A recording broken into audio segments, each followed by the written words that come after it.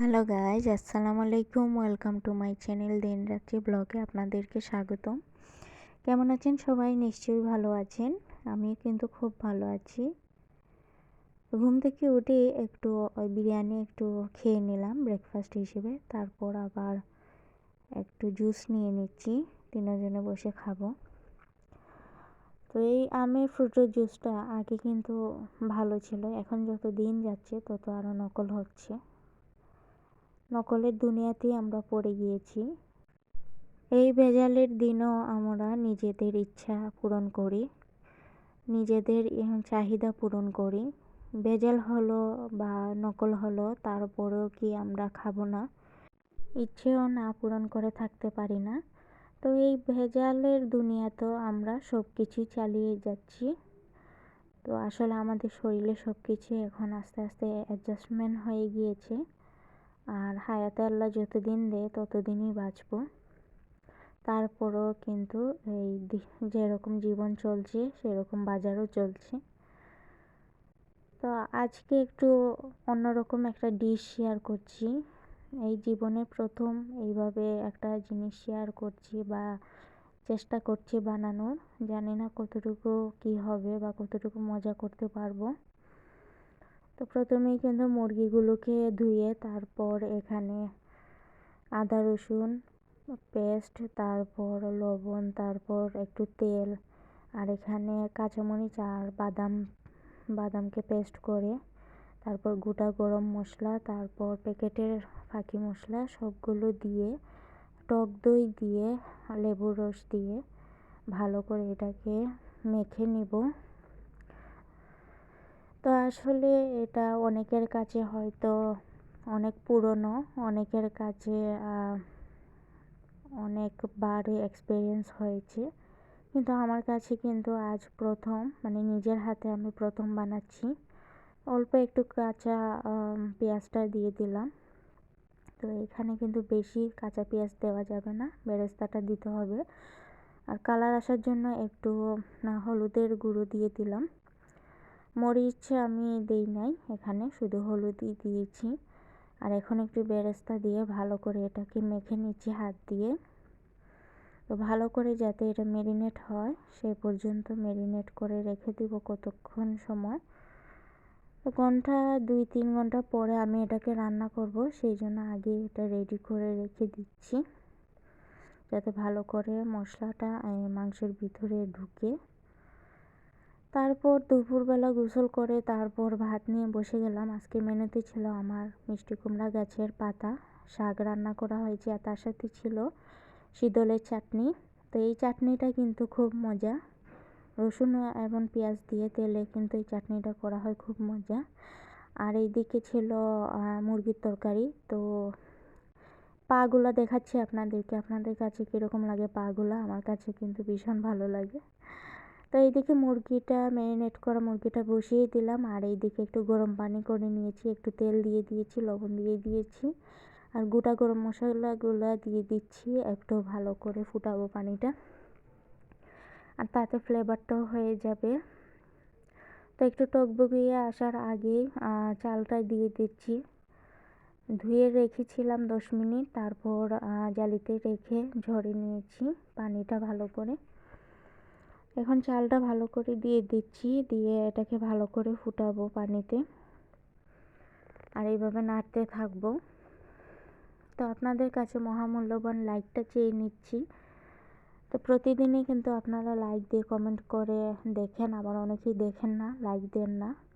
তো আপনাদের কাছে চেয়ে নিচ্ছি, যদি এই মুহূর্তে আপনাদের কাছে মনে হয় যে লাইকটা দেওয়া হয়নি, তাহলে অবশ্যই আমার কথা শোনা মাত্র দিয়ে দিয়েন। আপনাদের একটি লাইক আমাদের কিন্তু অনেক উপকার করে। তো এখন কত সময় একটু জাল খাওয়ার পর তারপরে এই যে গোটা গরম মশলাগুলো তুলে নিচ্ছি। বেশি মশলা হলে আবার মুখে বাঁধবে, খেতে কিন্তু অভুক্তি লাগবে। আর সেদিকে একটু গরম পানি একটু নিয়ে নিলাম, ভাতের মাঠটা একটু নিয়ে নিলাম, সেটা আবার এই মাংসের মশলা কষানোটার মাঝে দিয়ে দিলাম। মানে এক্সট্রা পানি দিব না, এটার পানি দিয়ে আবার এটাকে রান্না করে নিব। আর অবশিষ্ট উপরের চালগুলো মানে ভাতগুলো তুলে নিয়েছি। 80% করেছি আর 20% এখানে ভালো করে ফুটিয়ে নিচ্ছি, এটা উপরে দিব বলে। আর এইদিকে একটু আলুকে একটু হলুদ আর একটু বিরিয়ানি মশলা আর এখানে দিয়ে দিলাম একটু জর্দা রং। তো এই সবগুলাকে একসাথে মাখিয়ে তারপর দিয়ে দিচ্ছি, একটু তেলে ভেজে নেব আলুগুলা। তো আসলে আলুগুলা, মাংস আর চাল দেখে আপনারা বুঝে নিশ্চয়ই ফেলেছেন আমি কি বানাতে যাচ্ছি। আমি কিন্তু কাচ্চি বানাচ্ছি, আর তার সাথে তো জেনেছেনই, টাইটেল দেখে অবশ্যই বুঝেছেন কি বানাচ্ছি।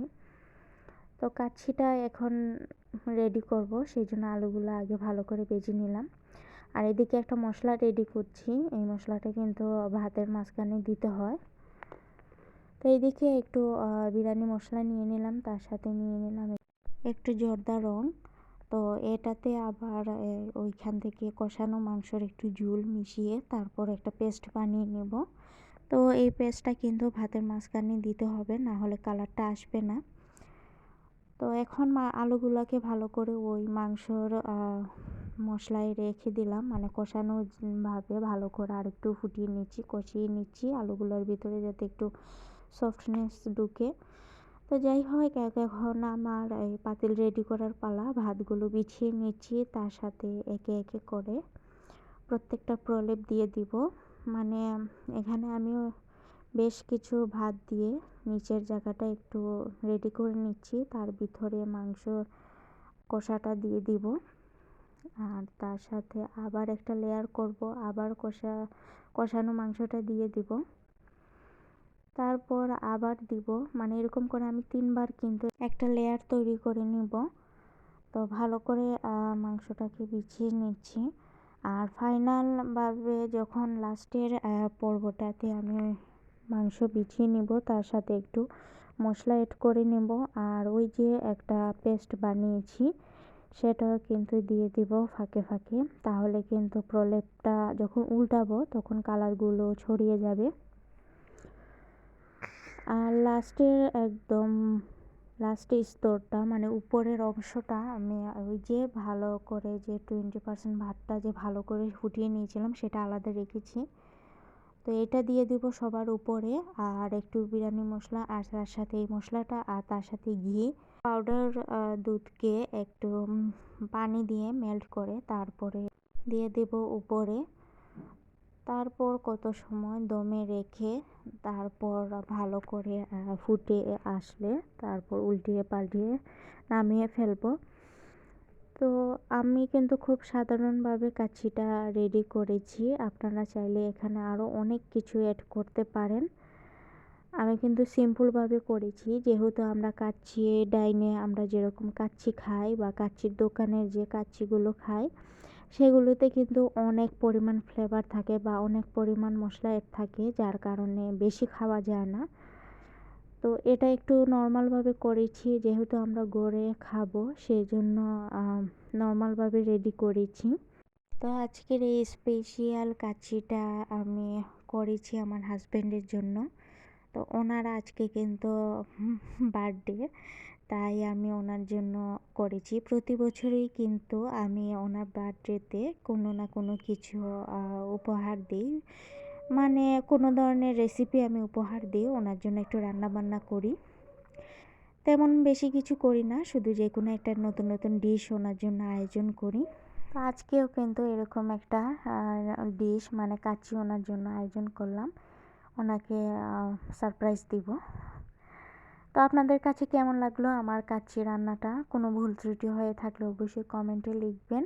আর যদি আপনাদের কাছে কোনো একটা জায়গা ভালো লেগে থাকে বা মনে হয় আমার এটা হয়েছে, তাহলেও কিন্তু কমেন্ট করবেন, তাহলে আমি বুঝতে পারবো যে কীরকম রাঁধুনি হলাম আর কি। তো আপনারা যে যেখান থেকে দেখছেন প্লিজ আমার চ্যানেলটিকে সাবস্ক্রাইব করে দিবেন। আর যারা অলরেডি আমার পাশে আছেন আপনাদেরকে অসংখ্য ধন্যবাদ। আর এই যে ফাইনালভাবে এটা করে নিলাম, এখন আপনাদের সাথে ফাইনাল লুকটা দেখিয়ে দিচ্ছি, ওলটপালট করে দেখিয়ে দিচ্ছি আমার এই কাচ্চিটার কীরকম হয়েছে। আর হ্যাঁ, এটা কিন্তু পোলাও চাল না, এটা বাসমতি চাল, অনেকেই কিন্তু দেখে চিনবেন। তো বাসমতি চাল দিয়ে কাচ্চিটা করেছি, কেমন লাগলো অবশ্যই কিন্তু জানাবেন আপনারা। আপনাদের একটা কমেন্ট বা একটা লাইক আমার কাছে অনেক মূল্যবান। আপনাদের কমেন্ট আমার আরেকটা ভিডিও রেডি করার জন্য আগ্রহ জাগিয়ে দেয়। সেই জন্য আপনাদের কাছে বারবার বলছি, কেমন লাগলো নিশ্চয়ই জানাবেন কিন্তু। আজ এই পর্যন্তই, আল্লাহ হাফেজ।